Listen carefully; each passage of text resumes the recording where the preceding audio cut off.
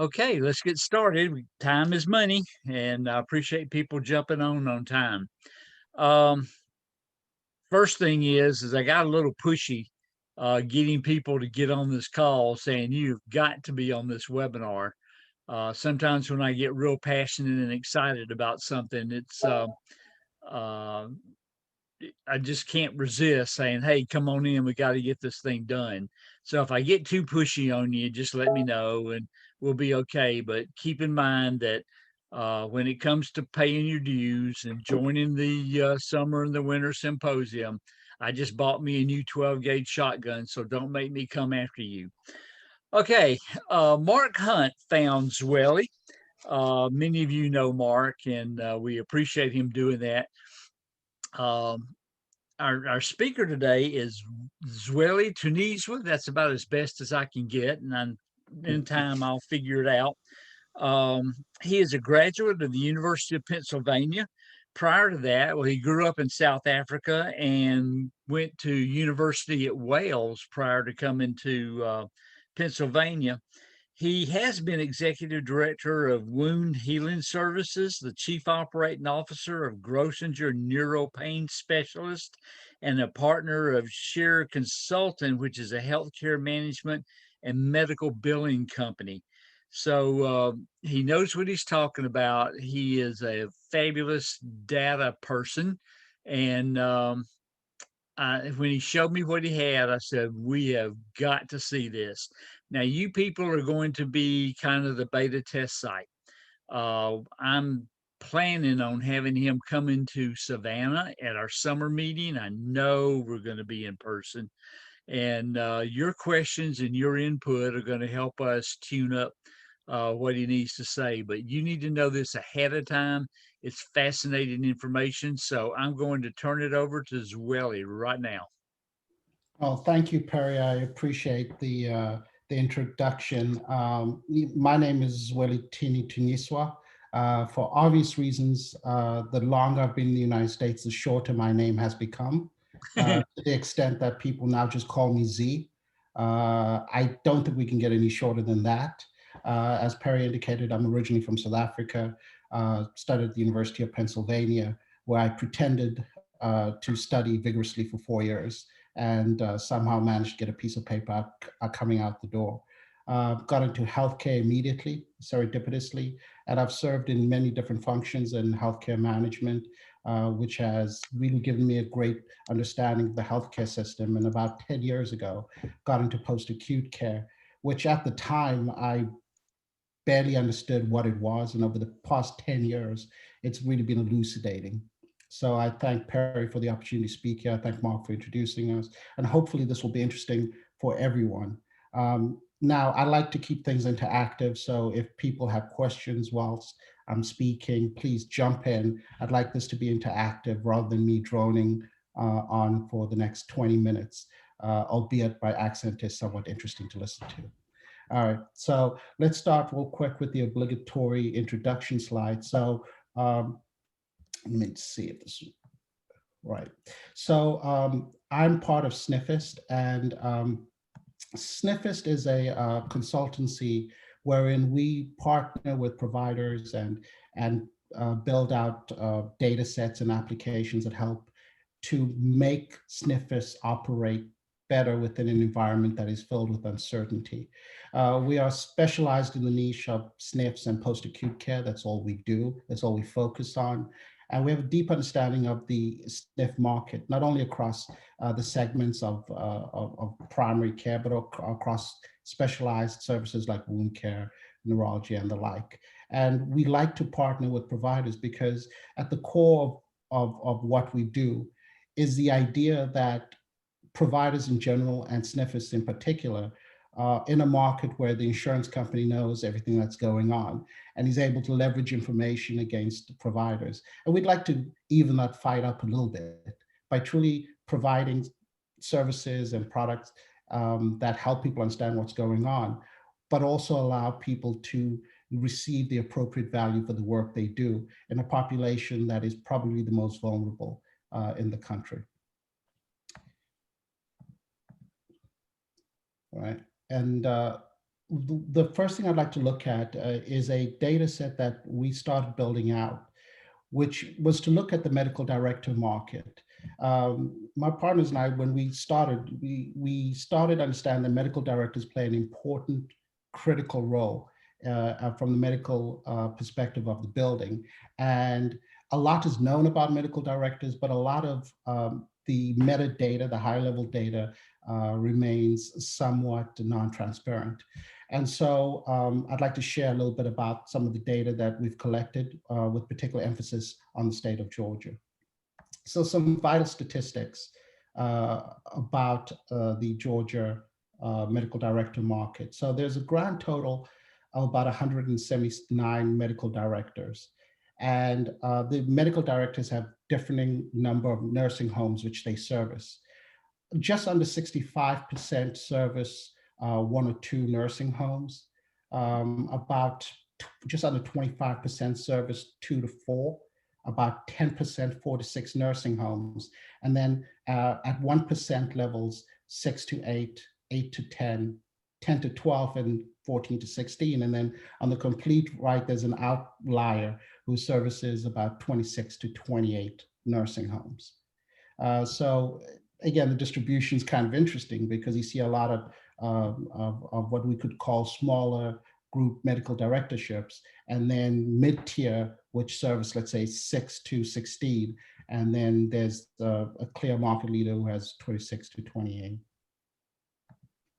Now, when you speak in terms of beds, you see a similar relationship. About 65% of medical directors oversee about 0 to 200 beds.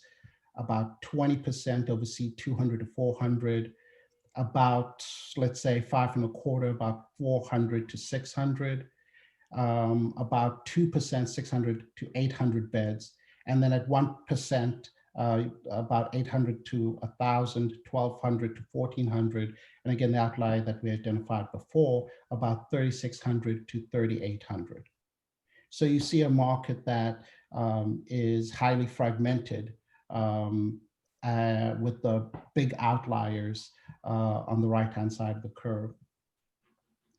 Now, some of the interesting things that we can do with the data, and what we did was to build a database and then start to collate data that we could match up against medical directors, is to ask interesting questions.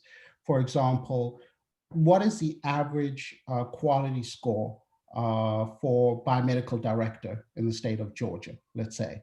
And here you see in front of you a sample of 32 medical directors. There's, like I said before, 170 something, so it was hard to represent it on one page, but to see not only what the average quality score is for those buildings, but also to see trends. So in our database, for example, we can identify a medical director and then trend out data going back up to 5 years, where we can actually look at what has been the trend on the quality rating of the nursing home. And this is just the medical quality rating, not the other factors that feed into the quality rating. Now, this is, again, not representative purely on medical directorship skill. It's also representative perhaps on the nature of management at the building.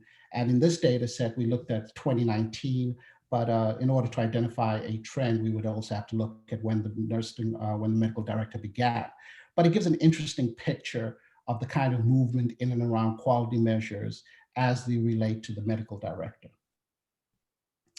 We're also able to collect some higher level numbers, for example, medical directors by gender. And again, this is for the state of Georgia. I don't think this surprises anyone. And then the age distribution of medical directors. And this is an interesting one because you see that, generally speaking, you have most medical directors between 40 and 60.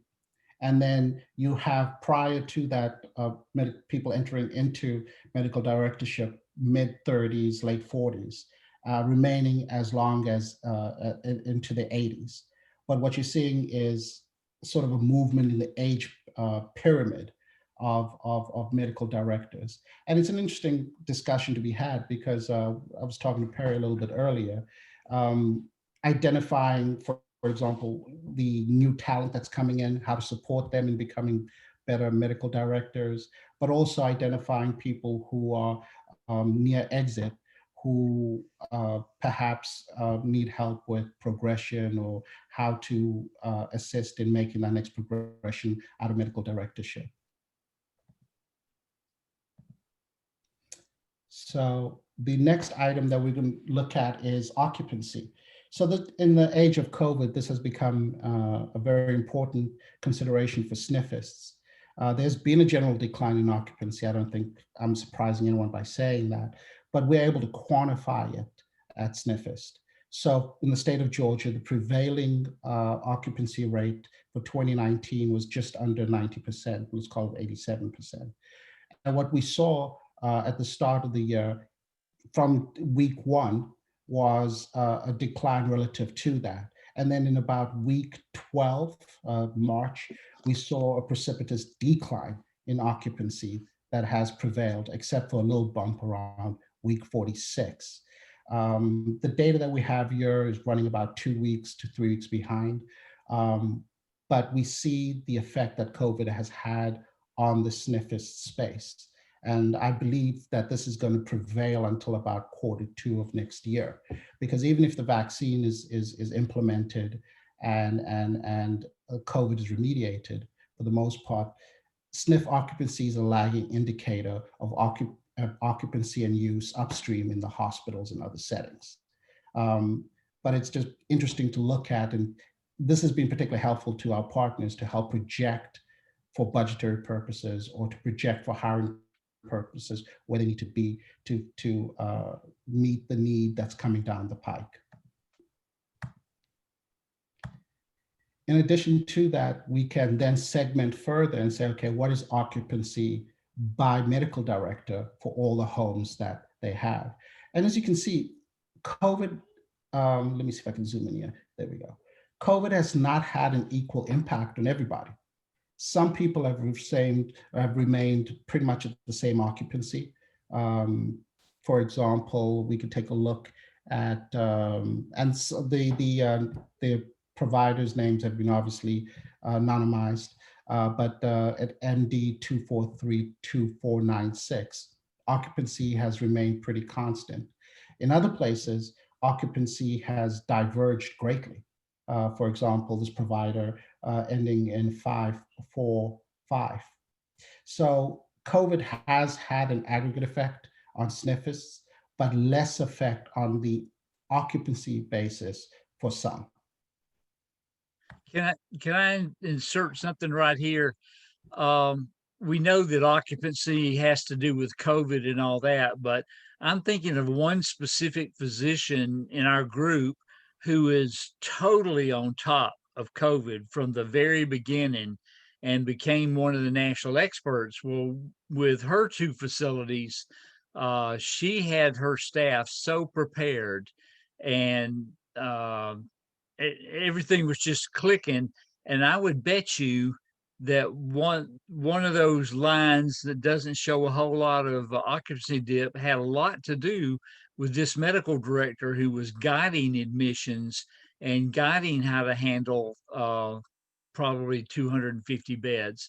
So yeah, a medical director can make a difference in what's going on in an individual center. And I'd like to mirror what you say, Perry. I mean, at the end of the day, it's a partnership, right, between the nursing home and the medical director. And the closer that partnership is, the better it is for both parties, and most importantly for the patients. And I think, you know, we see that in the data. We have this data for other states as well. And you do see partnerships that have worked better under COVID, even in beds that are 1,000 beds, for example, in New York, where occupancy basically just went down maybe 2 or 3 points and flipped back up, you know. And I think that has a lot to say with what to do with what you're saying, where there's a partnership where the medical director and the group, the nursing home operator, is able to work closely together, even on the admissions process as well.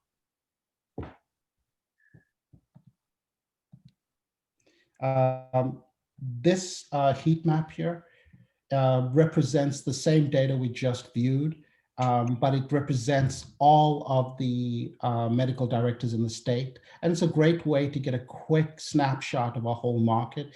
And so just to help you kind of understand what it's representing occupancy over time from so January 1st, 2019, all the way to November 22nd. These little squiggles over here is each medical director in the state of Georgia. And basically the way to read it is the darker it is, the more occupancy there is, and the lighter it is, going towards yellow and green, the less occupancy there is. And if you read it from that way, left to right, you can see the gradation downwards of occupancy. And you can see that it's impacting people at different times, but also impacting people at different levels. And I think that's kind of what I wanted to show with this, to say that in aggregate, it's been harmful to the industry, but not equally harmful to everyone at the same time. So the next item that we looked at SNFist was being able to identify how medical directors basically operate. So this represents a sample of 24 medical directors with more than 3 nursing homes. And we wanted to ask a simple question: when do medical directors usually go to the nursing home or go to their nursing homes? And so you can see there's a myriad of different behaviors.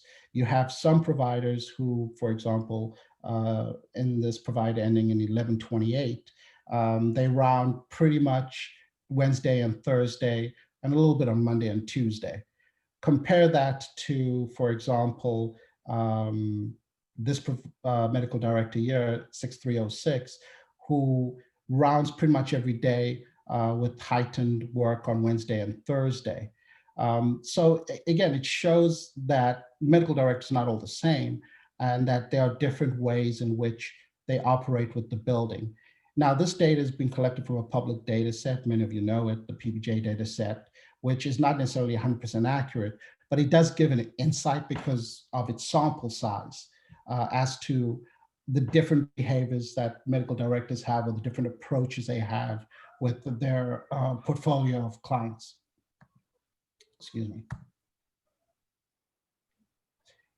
So that was the days, and this over here represents the hours on a monthly basis. Now, what's interesting about this is just how wide the differences are. So you have, in some situations, medical directors that are at the building almost 200 hours a month. And in some cases, a couple of hours a month. Now, some of this is due to the way that data is reported. Some nursing homes may report the data and aggregate rounding time as well into that. Others report it correctly, where they are reporting just the hours that are pure medical directorship hours. But again, what's interesting is the different behaviors of medical directors in terms of serving the role as medical directors at nursing homes. And it's interesting because one of the things that we're working on right now is to evaluate how medical directors operated during COVID. Now, the one countervailing issue here is that for about a quarter, the data was not collected by CMS. There was a waiver provided where nursing homes did not need to report the data. And about, I would say, 60% of them actually reported data.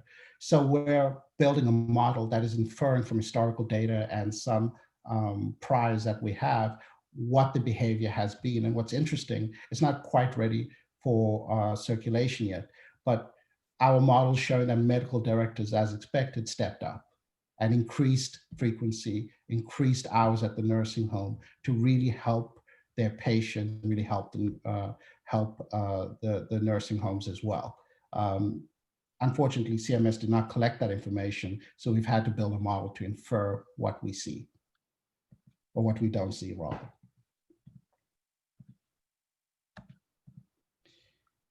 Now, one interesting thing that we did, and I see Perry grinning like a Cheshire cat over there, is that we're also able to represent the data on a mapping platform. So I'm going to try not to screw this up, but I'm going to flip over here. Give me 1 second.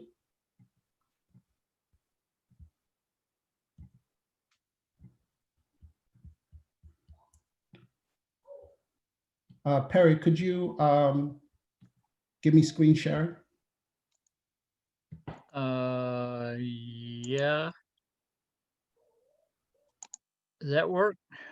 Let me see. Yep, it does. Thank you.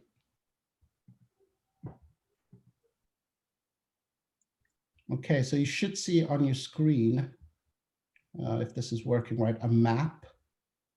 Are you guys able to see that? Yep. Okay, so one of the things we like doing, well, I should be honest, I like doing, is playing with maps. And I find it a very cool way to kind of look at a market and really understand sort of the relationships. So what you see in front of you is a representation of all the medical directors in the state of Georgia and the links between them and their nursing homes that they service.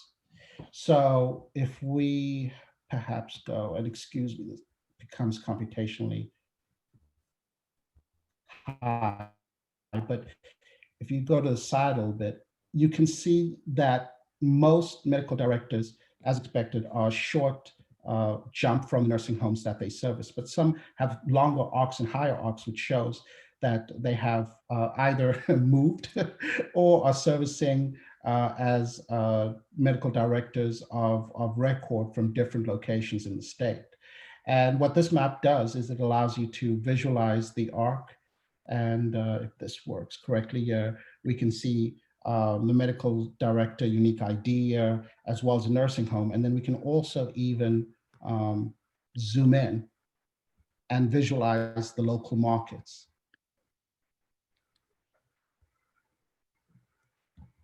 So, excuse me, so we can, for example, let's go into Augusta. So we can go in and we can identify the medical directors, which is represented by the end of each arc with a non-orange dot. And we can identify the nursing homes that they service. And this is a great tool for us to not only understand the market, but work with partners to say, this is what's going on in the local area, looking at quality measures and overlaying that data and understanding in a very intuitive way what is going on in the medical directorship market. And this, at present, we have this available for most states with coverage of about 80%.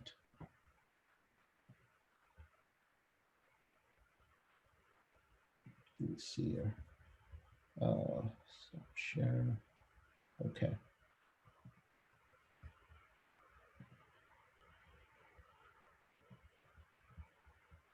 Okay. Is everyone still able to see my screen yet? Yep. Okay, perfect. And then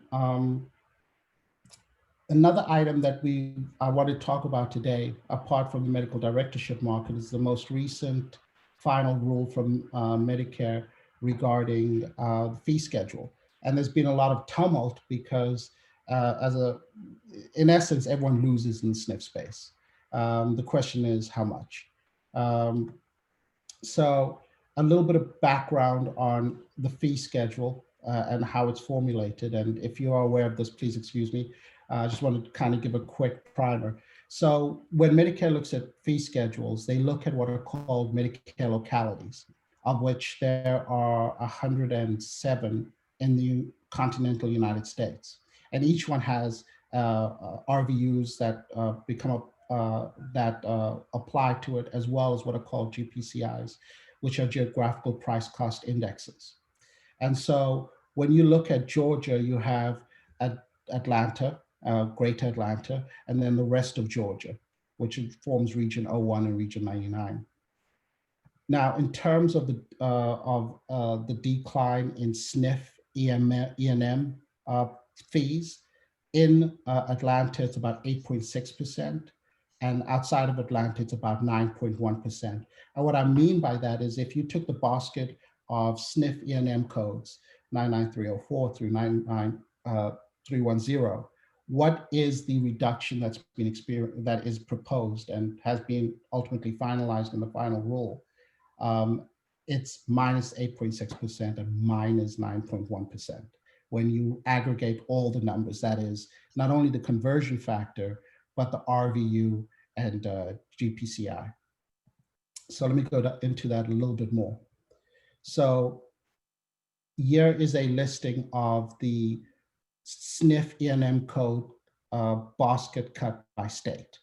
And as you can see, Georgia unfortunately finds itself on the wrong side of this scale, which is on the higher end at 8.8% reduction. There are some states that are worse off, like Montana, which all things said and done on the SNF codes will experience a 9.4% reduction. As I said before, everyone loses, but some lose less than others. So New York only has a cut of 7.1%, District of Columbia 7.4%, and for example, Nevada at 7.5%. So the hurt is not being passed on proportionally. The components of the fee schedule consists of, and as many of you know, RVUs, relative value units, GPCI, which is your geographic price cost index, as well as a conversion factor. And the RVU is broken up further into malpractice RVU, practice expense RVU, and work RVU. So if you look at the sort of the deltas on the RVU, there's actually been an increase in the RVUs for malpractice in most localities. There have been localities that experienced 0% change, but you've seen some with just under 6%, just under 8%, and just under 12%. On the practice expense side of things, there's been an acknowledgement that practice expense continues to climb. And so the minimum adjustment upwards for RVU has been around 4%, with a high of around, let's say, 7.6%. Now, what's most interesting, the work RVU, the actual work that providers do, has been priced at almost zero. In fact, zero relative to inflation, it hasn't actually kept up with inflation, wage inflation.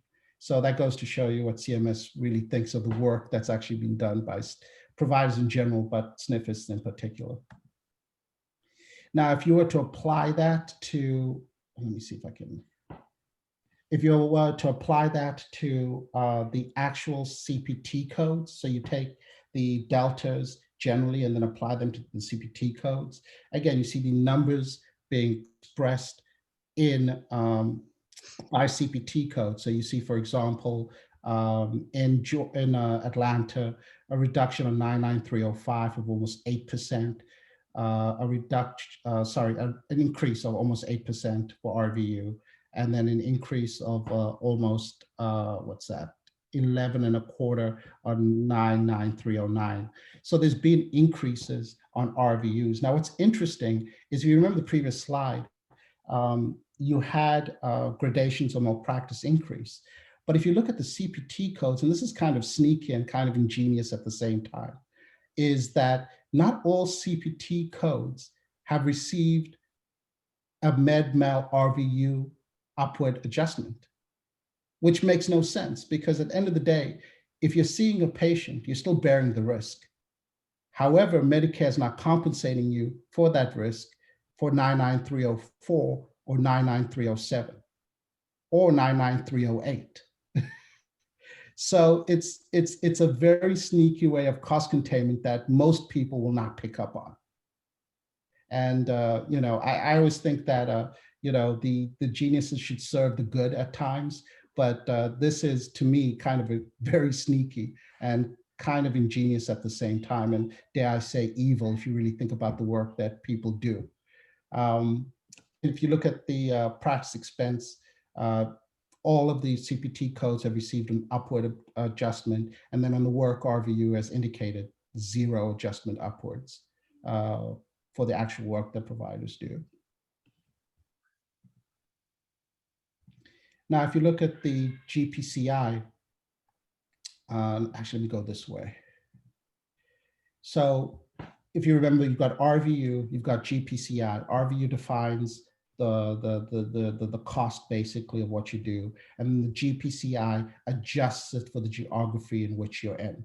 So each of these dots, I should have said this in the previous slides, each of these dots represents a locality in the United States. And what we've done is just put a strip plot in place to kind of look at what's the distribution of what that looks like. So for GPCI, as you can see in the MedMal GPCI, you have some localities that have received an adjustment as high as 30%. And then on the other side of the equation, some localities that have received an adjustment of negative, almost negative 30%. And then most occurring between 10 and minus 10, which again is kind of expected. Each region has different malpractice costs. They vary. It's hard to predict for Medicare, and they go into insurance databases to collect that data. So it's still interesting that many regions have experienced almost 20% reduction. And I think a lot of providers would disagree with the notion that their medical malpractice exposure has declined by 20 to 30%. Though I think many would agree that it has increased by 20 to 30%. If you look at the GPCI, again, for the practice expense, clusters around zero. So for all intents and purposes, net zero change. And then on the work, again, clustering around zero, pretty much zero effect of the GPCI in terms of the whole US market. If we look at Georgia and apply that to the CPT codes, we see that for GPCI purposes, that is adjusting for geography, Georgia got absolutely hammered. Atlanta has received about negative 9% change in GPCI for all SNF E&M codes on malpractice. And the rest of Georgia, pretty much the same. In terms of the practice expense, Georgia has remained the same. That is, they didn't take an upward or downward adjustment. But interestingly enough, rural Georgia, the rest of Georgia, took a 1% cut in practice expense. And again, I think this speaks to what's that Chinese proverb, death by 1,000 cuts, but really kind of rigging the game in very small, subtle ways that you really have to drill down into to figure out how people's reimbursement has dropped. Again, the conversion factor is the biggest component, but as you look at the data of the GPCIs and the RVUs, you start seeing strange little things that were done that kind of conceptually don't make sense unless the idea was to cut reimbursement and to make the numbers work. And again, in terms of work, GPCI, zero adjustment, which again, if your rate of inflation is 2 and you have a zero adjustment on work, you're effectively that 8.8%, you could really add another 2 points onto it, to get the full swath of what's actually occurred. And again, just wanted to go into a little bit in the conversion factor. And this was the headliner from AMDA. What everyone picked up on was that the conversion factor, which is how you take the RVU and the GPCI, and then you normalize it to a dollar amount, was cut by about 10.2%, from $36.09 to $32.41. And again, some of this was driven by the increases in the non-SNF E&M for outpatient and office-based E&M visits, where they gave liberally to providers in the office and outpatient setting. And because of the budget neutrality legislation that was signed about 2 years ago, had to take from other people. There has been some noise around retracting the budget neutrality provision, but we'll see where that goes. But there's another kicker on top of that. It's something else that people don't talk about. On the GPCIs, there's another piece of legislation that sets a floor on the GPCIs of 1 unit. So basically, whatever number they come in at, if it's under 1%, they'll adjust it up to 1% to make sure that it doesn't hammer the providers too much. But that piece of legislation has actually not been renewed yet. If that kicks in, you could actually see another quiet, in some, it depends on locality, but in some places, another 1 to 2% being cut off from the fee schedule, which is why they've been reticent to publish the fee schedule, because that legislation is kind of been bouncing around Congress. And again, no one really talks about it, but it could impact some regions even worse, if that's possible. So again, looking at what this means in dollars and cents and percentages in terms of each SNF CPT code, you're looking at a reduction on level 1 initial consult of about just over 9%. And the lowest that you see for Atlanta and the rest of Georgia is 8% reduction on any CPT code, but in this particular case, 99310 at the low end. In dollar terms, it means that you'd lose $8 on a 99304, $14.25 on a 99306, and on, let's say, 99308, which is the most common subsequent, you'd be losing somewhere in the region of $6 per encounter. Now, when you look at this, with my background also having run a billing company, et cetera, why would anyone bill a level 1 of anything? Right? Because at the end of the day, it doesn't make sense. And given the population, it kind of doesn't make sense anyway to bill a level 1. But in the new regime, you're going to be hurting yourself a lot billing a level 1. It kind of doesn't make sense. And I think what's going to be interesting is that on the one hand, you have a compensation system that is punishing people for billing lower codes. And on the other hand, these letters that go out that punish people for billing high in their eyes. So CMS is setting these contrary rules that are going to be forcing providers into quite a quandary in some cases. And again, this is for the national market. I thought, just to put everything in context, how much money is being lost per CPT code. And again, you lose across all codes, but in some cases, I mean, on the 99306, in some locales, they're losing $20 per visit relative to 2019. So, Zweli, can I jump in there, put that back? For people that, aren't physicians or nurse practitioners and don't quite understand these numbers, I just want you to know that 99304, 5, and 6, those are admission codes. That's the first admission visit by the physician and how you bill it. 304 is kind of equivalent to a level 1 in the office, 5 is a level 2. If you've got a nurse practitioner that has already come in and worked up the patient, generally a physician will bill 305. It's a complicated 306, and it goes without saying that you got to have the documentation to show the complexity of the visit and all that sort of stuff. But why would you bill a 304 to a skilled nursing home patient admission who has multiple comorbidities and lots of things going on? All you got to do is document it. If you bill a 304, you're going to get busted with the dollar amount, whereas a 305 is probably the most appropriate code, and 306, you're okay there. 307, 8, 9, and 10, those are your after visit codes, subsequent visit codes. And those are billed by nurse practitioners or doctors. And you can see that if you go in and do a halfway decent job of evaluating multiple problems, you're looking at 308 and maybe a 309. And again, you got to have it documented. But if you go in and say, well, I'm just going to bill everybody a 307, then you got problems. You're going to have lots of cuts. If you go in and bill everybody a 310, well, shoot, I don't get cut as much, but they'll bust you in a heartbeat if you don't have all those multiple complexities and stuff in there. So it's the same thing we've been preaching in our group. 308 and 309 is more appropriate, and 305 and 306 is more appropriate.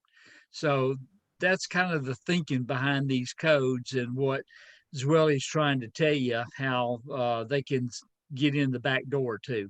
Thanks. Thanks, Perry. I appreciate you clarifying that. I sometimes assume that everyone knows what I'm talking about in terms of the codes. And that's it, guys. I wanted to keep it brief, but I think there's a lot going on in the sniffer space, and I think that ultimately, the more information we have, the better. Absolutely. Questions, comments, unmute and fire away.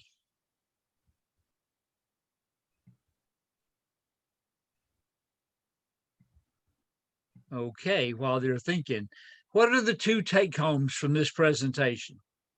To me, there are two take homes. In the first part of the presentation, the take home is, oh my gosh, they know a whole lot more information about me than I thought. And guys like Zwelly can figure it out. Whether the government can or not, I'm not sure. But you can pretty well bet that CMS is going to be close behind with quality measures directed at the medical director and the medical director's team of nurse practitioners that are working. AMDA even supports CMS creating a database of all medical directors in the United States. Well, duh, Zwelly already has that for the most part. So I don't know where the disconnect is there, but if he can do it, so can CMS.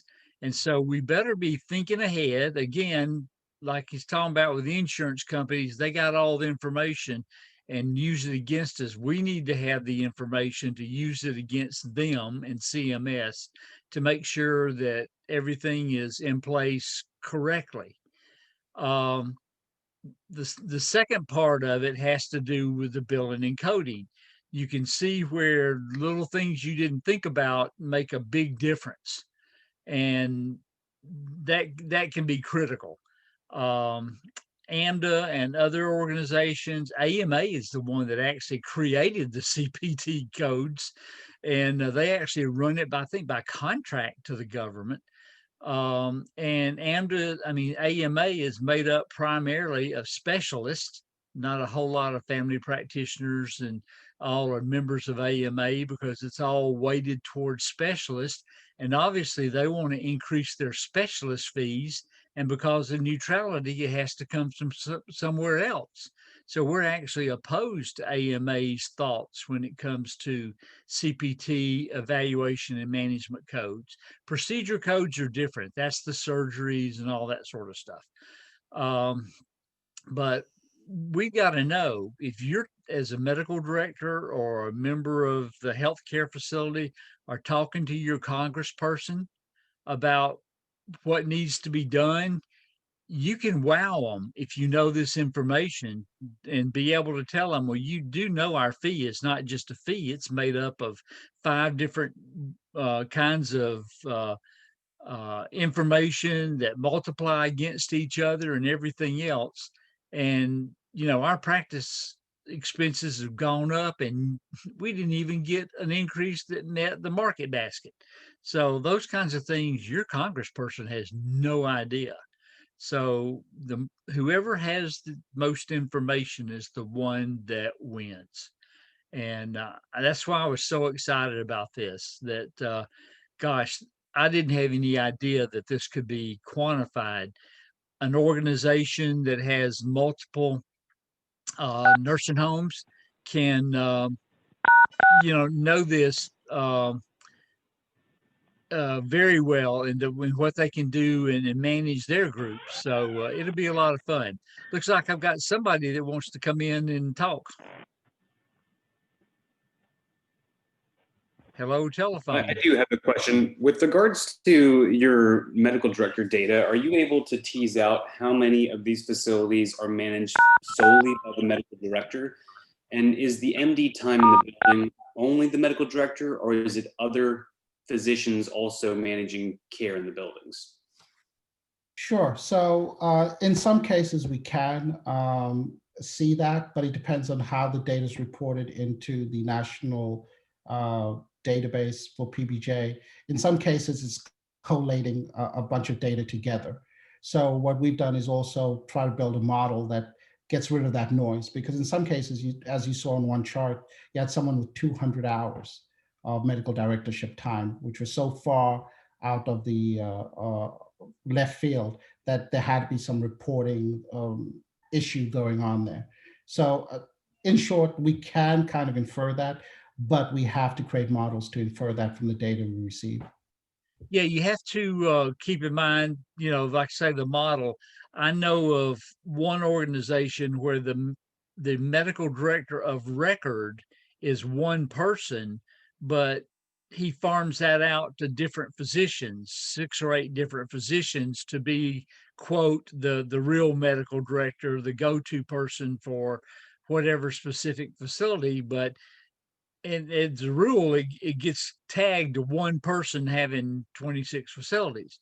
There's another group that has 6 or 7 medical directors, and they are actually, each one of them is a medical director of different facilities. So they would fall down into the medical director that only has 2 or 3, but in the practice, there may be 30 facilities that are under that group practice. So yeah, you're going to have a problem teasing that out sometimes.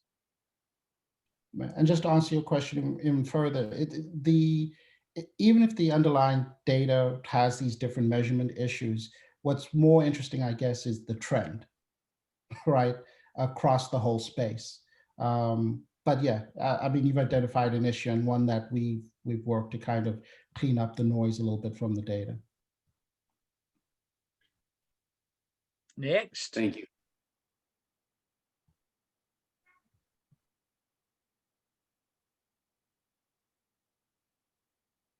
The shy crowd.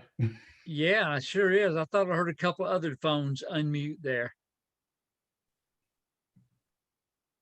Okay, well, it could be that they're just stunned into into silence. At least I was the first time.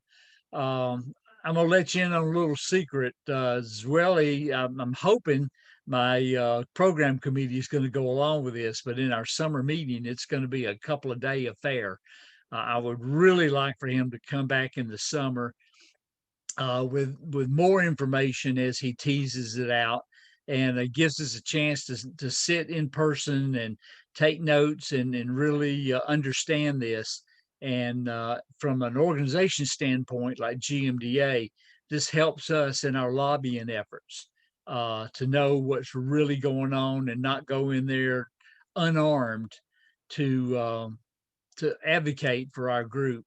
But again, if you're a medical director, not just Georgia, Zweli's got it for the nation. He can do any individual state like this. You've got to know that CMS is coming for you. You saw it in the regulations and guidance to surveyors, that they're wanting to draw in the medical director to make sure you are involved in clinical decisions. And this kind of information is going to help drive that too. So thank you very much for attending. I hope it was as fascinating to you as it was to me. And we'll break it off at this time, and we'll see you at the next webinar from GMDA. Thanks very much. Thank you, everyone.